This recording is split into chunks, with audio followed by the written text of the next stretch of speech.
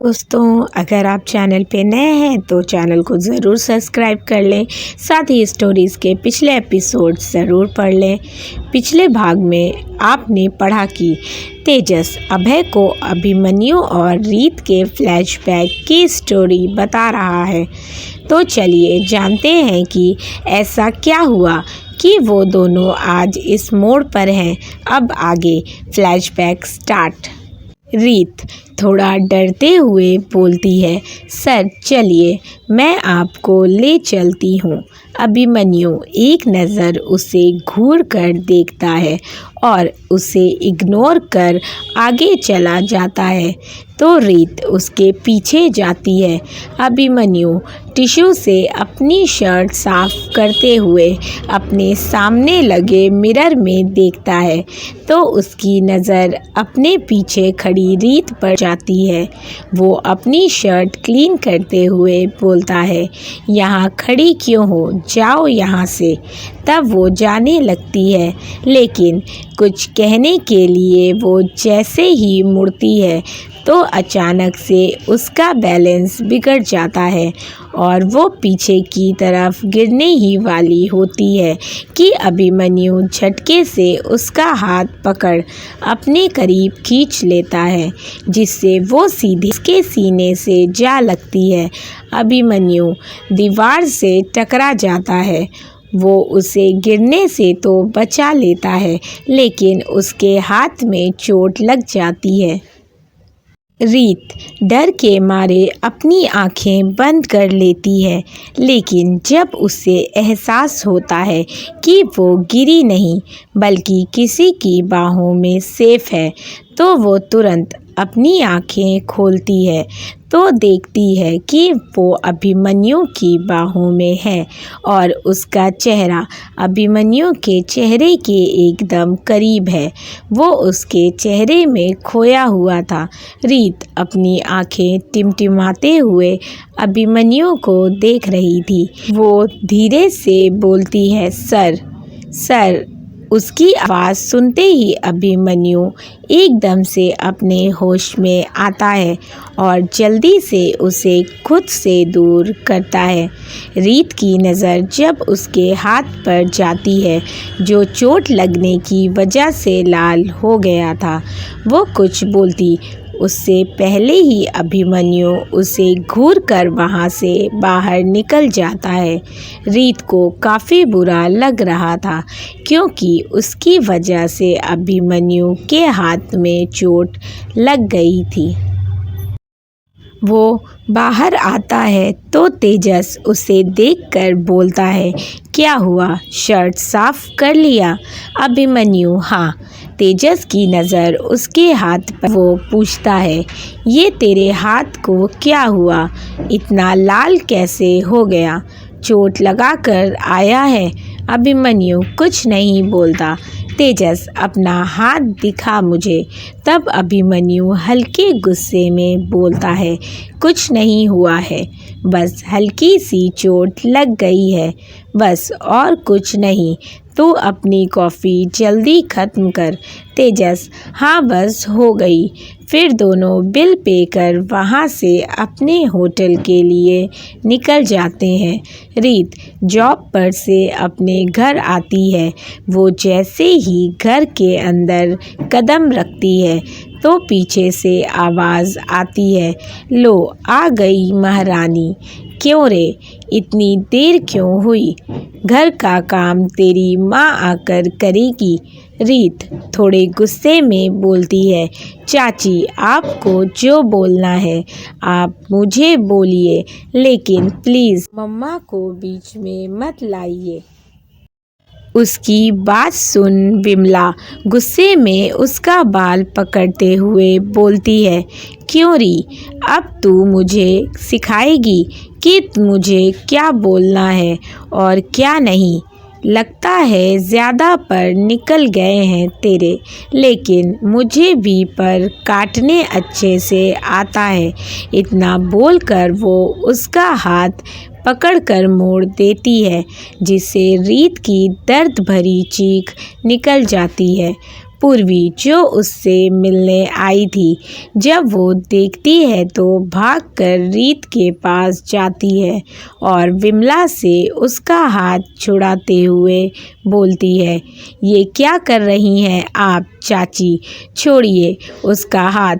वो विमला के हाथ से रीत का हाथ छुड़ाकर उसे किनारे करती है। विमला गुस्से से पूर्वी को घूरते हुए बोलती है, तू बीच में मत आ पूर्वी, ये हमारे घर का मामला है। पूर्वी भी गुस्से से उन्हें घूरते हुए बोलती है, होगा ये आपके घर का मामला, लेकिन रीत मेरी दोस्त है और जब बात मेरी दोस्त की आएगी तो मुझे कोई नहीं रोक सकता, समझी आप।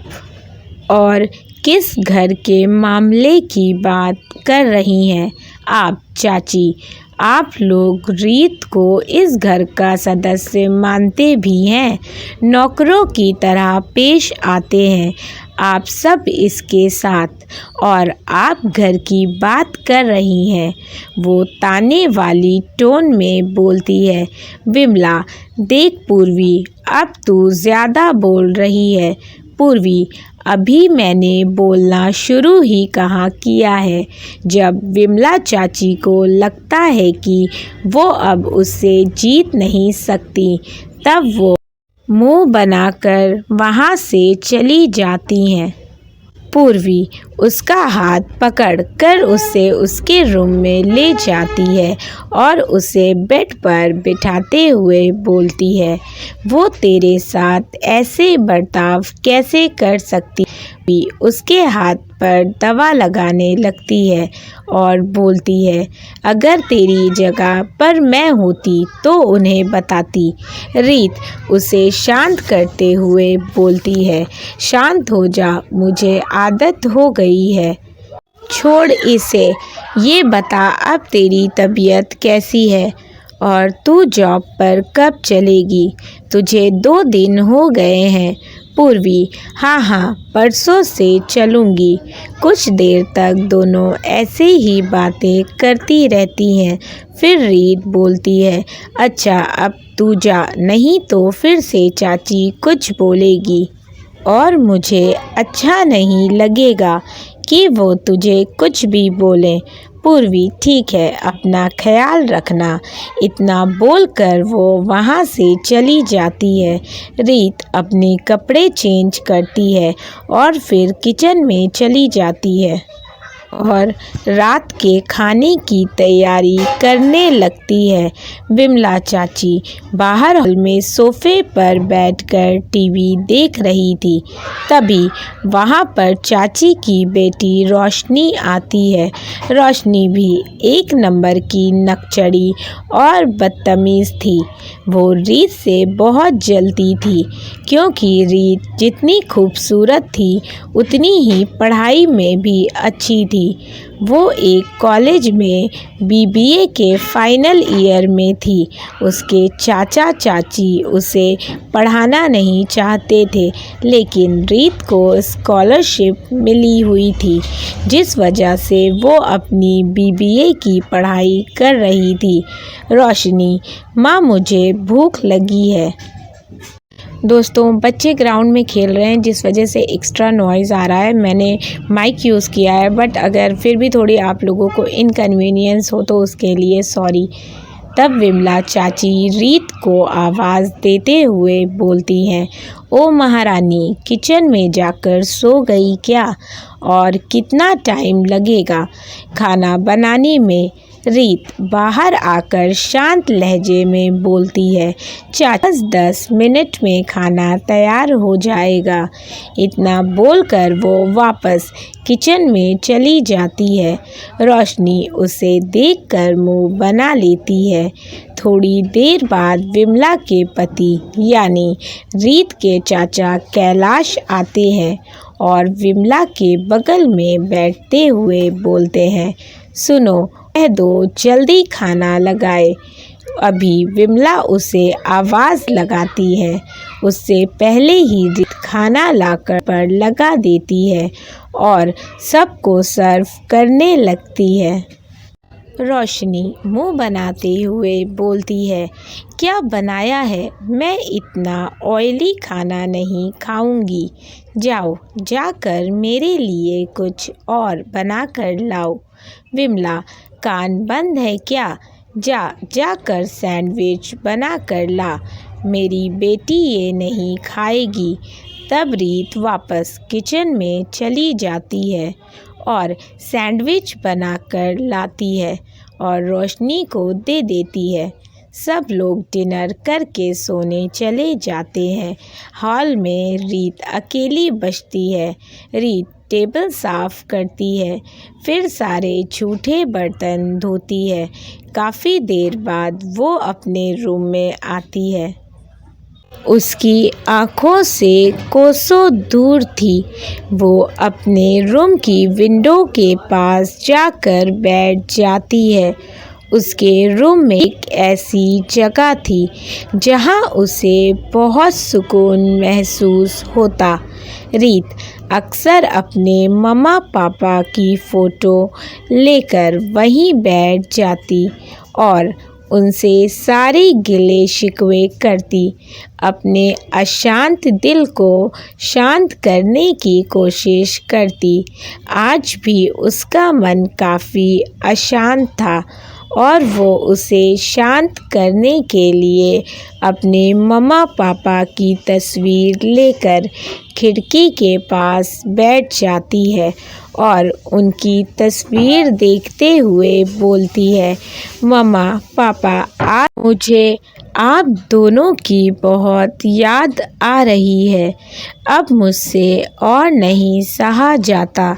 आप लोग अकेला छोड़कर क्यों गए? वो अपने मम्मा पापा की तस्वीर अपने सीने से लगाकर रोने लगती है। काफ़ी देर तक वो यूं ही वहाँ बैठी रहती है। उसके बाद आकर अपने बेड पर लेट जाती है। वो बिना खाना खाए ही सो जाती है। अगले दिन रीत उठती है और फ्रेश होकर वो पहले किचन में जाकर नाश्ता बनाती है और फिर पूरे घर का काम करती है। सबको नाश्ता कराकर वो अपने जॉब पर जाने लगती है। तभी विमला उसे रोकते हुए बोलती है, ए रुक, घर का काम क्या तेरी माँ आकर करेगी? रीत, चाची, मैंने सारा काम कर दिया है। रोशनी, जो वहीं खड़ी जूस पी रही थी, जब रीत की बात सुनती है तो अपने हाथ में पकड़ा जूस का गिलास जानबूझकर ज़मीन पर गिरा देती है और बोलती है, अरे गलती से मेरे हाथ से छूट गया। देखो ना रीत, अभी तुम बोल रही थी कि तुमने सारा काम कर दिया, लेकिन यहाँ तो गंदा हो गया। अब तुम इसे गंदा छोड़कर तो जाओगी नहीं। सही कहा ना मम्मी? इतना बोल तेड़ करने लगती है तो विमला बोलती है, और नहीं तो क्या, तू गलत हो सकती है मेरी लाडो। ए सुन, पहले ये साफ कर फिर जाना। वो रीत की तरफ इशारा करते हुए कहती है। रीत कुछ नहीं बोलती और चुपचाप जाकर सफाई करने लगती है। तो विमला बोलती है, और हाँ, आज सैलरी लेकर आना, और अगर नहीं लेकर आई तो तुझे पता है मैं कौन हूँ और क्या कर सकती हूँ। रीत कुछ नहीं बोलती और चुपचाप अपनी जॉब के लिए निकल जाती है। वो पैदल ही जा रही थी क्योंकि उसके पास इतने पैसे नहीं थे कि वो रिक्शा कर सके। वो कुछ दूर ही पहुंची थी कि तभी उसकी नज़र एक लड़की पर पड़ती है जिसे कुछ गुंडे छेड़ रहे थे। रीत को समझ नहीं आ रहा था कि वो क्या करे। कुछ देर इधर उधर देखने के बाद वो ज़मीन पर पड़े कुछ पत्थर उठाकर उन गुंडों को मारने लगती है, जिससे वो उस लड़की को छोड़ देते हैं। वो लड़की वहाँ से भाग जाती है और गुंडे रीत के पीछे पड़ जाते हैं।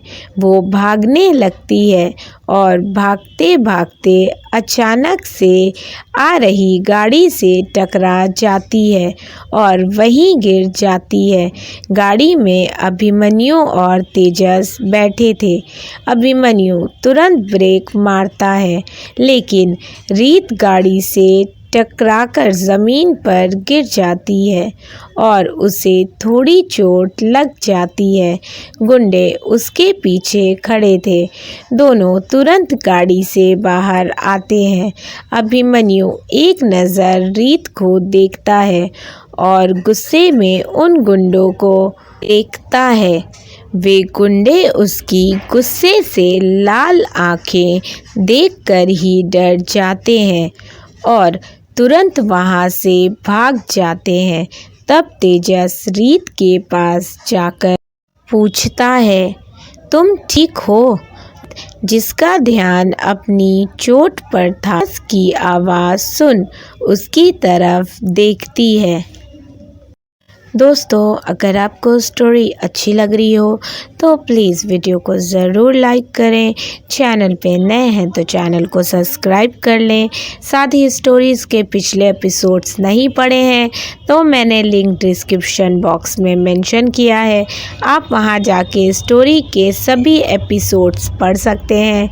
साथ ही अपने फीडबैक मुझे ज़रूर दें, वीडियो को शेयर कर दिया करें। Thank you for watching and keep supporting. Love you all. Bye bye.